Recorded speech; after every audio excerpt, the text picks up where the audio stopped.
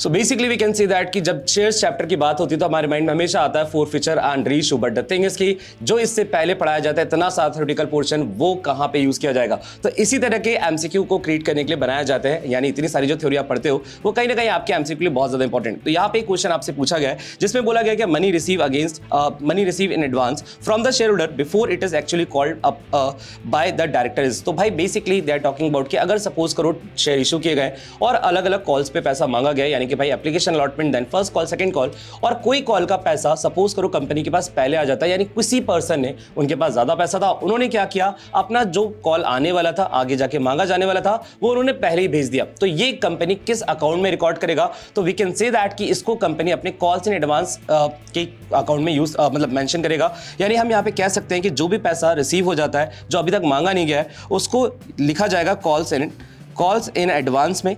And इस पे एक चीज़ आपको बहुत ज़्यादा इंपॉर्टेंटली बात याद रखनी है, मैं इसी क्वेश्चन के साथ आपको समझा दूं कि इस अमाउंट पे कंपनी इज लाइबल टू पे दी 12% पर एनम का इंटरेस्ट जो कि आपको कॉल्स इन एडवांस के अमाउंट पे दिया जाना चाहिए। तो यहाँ पर इस क्वेश्चन में आपसे पूछा गया था कि डेबिट होगा या क्रेडिट होगा। तो बेसिकली पैसा क्योंकि आपको रिसीव हुआ है तो we can say that credited to calls in advance account या debited to calls in advance account. तो यहाँ पे answer should be option A, यहाँ पे credited to calls in advance account. तो यहाँ पर हमारा आंसर क्या बनेगा? Option A is the correct answer. इसी तरह के क्वेश्चंस के लिए आपको इस चैनल को सब्सक्राइब करना है।